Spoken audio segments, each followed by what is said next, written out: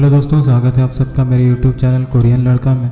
आज हम लोग इस वीडियो में एक्सो द नेक्स्ट डोर की पार्ट 2 के बारे में बात करने वाले हैं। पर वीडियो की शुरुआत करने से पहले अगर आपने पार्ट 1 नहीं देखा है तो मैं उस वीडियो की लिंक आई बटन में और साथ ही साथ डिस्क्रिप्शन में दे दूंगा।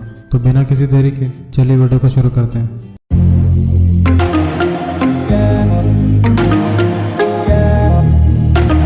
तो पार्ट 2 की शुरुआत में जैसे ही चैनुअल जियोनी को उसका असली नाम बता देता है तो जियोनी पूरी तरीके से हैरान हो जाती है, जिसके बाद वो चैनुअल से पूछती है कि उसे जियोनी का नाम कैसे पता है। जिस पर चैनुअल कहता है कि मैं इतना भी केयरलेस नहीं हूँ कि कौन मेरे यहाँ काम कर रहा है उसका नाम ना जानूं। तो फिर अगले दिन जियोनी खुद को सारे लड़कों से अपना परिचय करवाती है, जिसके बाद उन सभी की अच्छे से जान पहचान हो जाती है। और अगले दिन जियोनी की मुलाकात अपने पहले प्यार से होती है जो उसे रिजेक्ट कर चुका था। उसे देखते ही जियोनी घबरा कर उदास हो जाती है, साथ ही उसके गाल लाल हो चुके हैं। और तभी वहाँ एक्सो ग्रुप के सारे मेंबर्स आ जाते हैं और उन सभी को लगता है कि जियोनी उस लड़के से परेशान हो रही है और वो उस लड़के से पूछते हैं कि वो यहाँ क्या कर रहा है। पर जियोनी कहती है कि उन दोनों के बीच सब कुछ ठीक है, जिसके बाद डरते हुए वो लड़का वहाँ से भाग जाता है। जिसके बाद वो सभी मिलकर बातचीत करते हैं कि कहीं वो लड़का जियोनी को पहले से जानता तो नहीं था। जिसके बाद सेहुन और बैक्यून एक साथ कहते हैं कि शायद वो जियोनी का एक्स बॉयफ्रेंड होगा।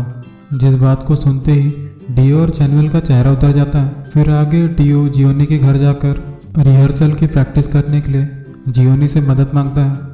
पर डियो को अपने इतने करीब देखकर जियोनी के गाल शर्म से लाल हो जाते हैं और वो कमरे से बाहर चले जाती है।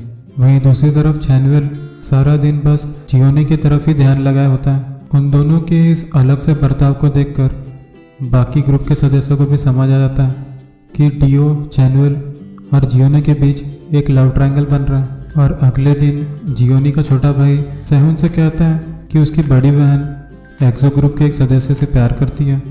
जिसके बाद सेहुन आकर ग्रुप के सारे सदस्यों को बता देता है और यह भी कहता है कि वो उसे पागलों की तरह चाहती है और कहता है कि शायद वो काय है, क्योंकि काय लड़कियों में काफ़ी ज़्यादा मशहूर है। और तभी कमरे में काय आ जाता है, जिसके बाद हम एक्सो ग्रुप के सभी सदस्यों को देख सकते हैं जो कि एक फ़ोटोशूट के दौरान हमें दिखते हैं। जिसके बाद उन सभी का फ़ोटोशूट हो रहा होता है। शूट के दौरान वो सभी ब्रेक लेते हैं और तभी बैक्यून इस बारे में बताता है कि हमारे साथ साथ एक खुफिया सदस्य भी रह रही है। ग्रुप के सदस्य उसे नाम पूछते हैं तो वो उसका नाम जियोनी बताता है। जिसके बाद वो सभी जियोनी को देखना चाहते हैं, पर क्योंकि उन्हें जल्द ही एयरपोर्ट जाना है और वो घर नहीं जा सकते तो उन सब के मजबूर करने पर जेन्यून उन सब को शांत करके जियोनी को स्टूडियो बुला लेता है। जिसके बाद ग्रुप के सारे सदस्य उससे मिलते हैं और जियोनी की खूबसूरती की तारीफ भी करते हैं, जिन्हें एक साथ देखने के बाद जियोनी काफ़ी ज़्यादा हैरान हो जाती है और साथ ही खुश भी होती है। आगे जैसे ही चैनुअल का फोटोशूट शुरू होता है, जियोनी उसे देखकर मुस्कुरा रही होती है, साथ ही उसके गाल शर्म से लाल होते हैं। पर तभी काय वहाँ आकर उसे देखता है और वो जियोनी से बात करता है। उन दोनों को एक साथ बात करते हुए देख चैनुअल को जलन महसूस होता है। वापस घर आने के बाद चैनुअल अपने दादाजी के बनाए हुए पेड़ के नीचे दूसरे लॉकेट को ढूंढना शुरू कर देता है, पर उसे वो लॉकेट वहाँ ना मिलने पर वो उदास हो जाता है। पूरी रात बाहर ठंड में बिताने की वजह से वो बीमार हो जाता है। जिसके बाद जियोनी वहाँ आकर उसकी देखभाल करती है। डियो ये सब देखकर सोचने लगता है कि उसके अलावा एक और शख्स है जो जियोनी के करीब है और वो जियोनी को दोनों हाथ ऊपर करने का पनिशमेंट देता है। जिसके बाद वो उसे सवाल करता है कि तुम्हें हमारे ग्रुप में से कौन सबसे ज़्यादा पसंद है, और आगे उसे कहता है कि क्या मैं वो लड़का हूँ जिसे तुम ज़्यादा पसंद करती हो। इस बात को सुनते ही जियोनी काफ़ी ज़्यादा हैरान हो जाती है और तभी चैनुअल सीढ़ियों से नीचे आ जाता है। तो आगे डियो बातों को बदलते हुए जियोनी से डायलॉग प्रैक्टिस शुरू कर देता है। जिसके बाद चैनुअल जियोनी को घर जाने के लिए कहता है, क्योंकि वो रात भर जग के चैनुअल का ख्याल रख रही थी। और आगे अपने कमरे में जाकर बचपन की बातें याद करना शुरू कर देता है, जहाँ एक छोटी बच्ची रो रही होती है क्योंकि कुछ बदमाश बच्चे उस लड़की से उसका टेडी बियर छीन चुके हैं। तो चैनुअल आकर उसे शांत करता है और उन लड़कों से जाकर लड़ता है जिसने उसका टेडी बियर छीन लिया था। और तभी हमें पता चलता है कि वो लड़की जियोनी है। जिसके बाद जियोनी शैगुन को उसकी मदद करने के लिए थैंक यू बोलती है। अगले दिन चैनुअल को पता चलता है कि उसका दोस्त सूहो पैर में चोट लगने की वजह से डिप्रेशन में जा चुका है। जिसके बाद वो वापस से लॉकेट को ढूंढना शुरू कर देता है और आगे जैसे ही वो कपड़े रखने के स्टैंड में अपने जैकेट को रखता है तो एक खुफिया कमरे का दरवाज़ा खुल जाता है जो कि चैनुअल के दादाजी का था। और उसी दौरान जियोनी वहाँ पर सफाई करने के लिए आती है और उस कमरे को खुला देख वो भी अंदर चले जाती है, जिसके बाद बाहर से दरवाज़ा बंद हो जाता है। खुफिया कमरे के अंदर चैनुअल जियोनी पर गुस्सा करता है क्योंकि वो उसे नहीं पहचानती और वो उससे बार बार सवाल करता है कि क्या तुम मेरा नाम जानती हो, और उसे एक हिंट देता है 6 नंबर। पर जियोनी कुछ भी समझ नहीं पाती और वो उसे एक और हिंट मांगती है, जिस बात से परेशान होकर वो जियोनी को बता देता है कि वो उसके बचपन का दोस्त चैन है, मतलब कि पार्क चैन, और इस घर के मालिक का पोता।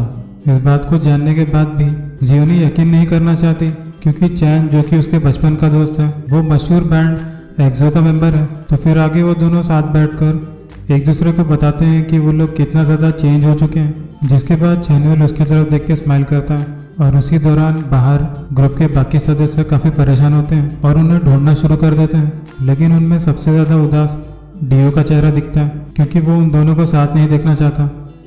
जिसके बाद बैक्यून आके डियो को कहता है कि चैनुअल शायद जियोनी को पसंद नहीं करता है और इसी वजह से वो उसे परेशान करता है। जिसके बाद डियो जवाब देते हुए कहता है कि चैनुअल जियोनी के सामने एक छोटे बच्चे की तरह बिहेव करता है, जैसे कि वो उसे पसंद करता हो। जिसके बाद बैक्यून डियो से पूछता है कि क्या वो भी जियोनी को पसंद करता है। इस बात को सुनते ही डियो वहाँ से गुस्सा होकर चले जाता है। आगे हम चैनुअल और जियोनी दोनों को उसी रूम में साथ देखते हैं। फिर आगे जियोनी को उसके भाई की आवाज़ सुनाई आती है और जैसे ही वो दोनों दरवाजे की ओर बढ़ते हैं उस कमरे की लाइट फूट जाती है, जिसके बाद जियोनी डर कर चैनुअल को पकड़ लेती है।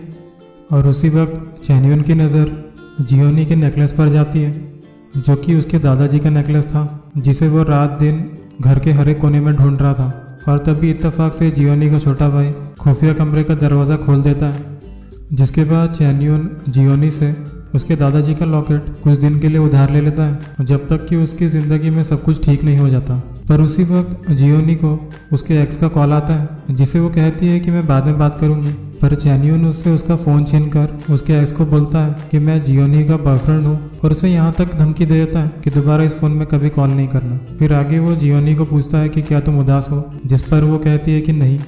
फिर आगे वो उससे कहता है कि तुम्हारा फर्स्ट लव मैं हूँ, तुम्हारा एक्स नहीं। जिसके बाद वो उसे अगले दिन काम खत्म होने के बाद डेट में साथ चलने के लिए कहता है।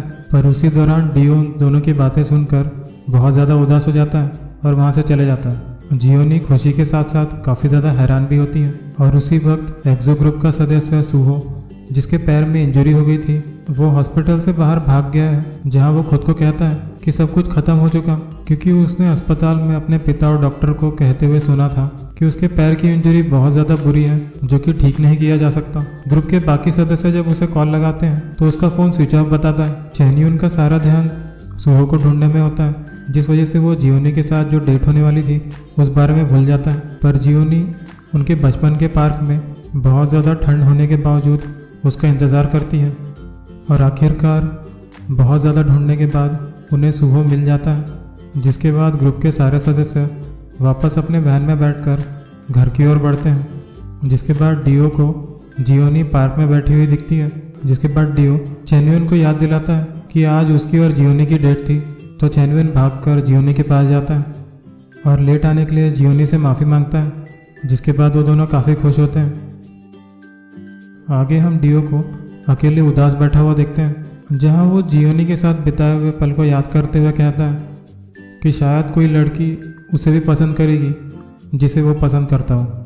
अगले दिन जब जियोनी वापस से उस घर में जाती है तो एक्सो म्यूजिकल ग्रुप वहाँ से जा चुके होते हैं, जहाँ चैनुअल ने जियोनी के लिए लॉकेट के साथ साथ एक लेटर भी छोड़ गया है। उस लेटर में लिखा हुआ होता है कि वो अगले सॉन्ग को पूरा करने के बाद जियोनी से मिलने के लिए वापस आएगा। 6 महीना बीत जाने के बाद जब वो चैनुअल के यहाँ जाती है तो उसे वही राइस केक वाला बॉक्स पैक करके टेबल में रखा हुआ दिखता है, जिसे खोलकर वो राइस केक्स को खाना शुरू कर देती है। और तभी हम देखते हैं कि कोई उसे बॉटल देता है। फिर जैसे ही वो नज़र ऊपर करके देखती है तो हमें एक्सो ग्रुप के सारे सदस्य दिखते हैं और यहीं पर ड्रामे का अंत हो जाता है।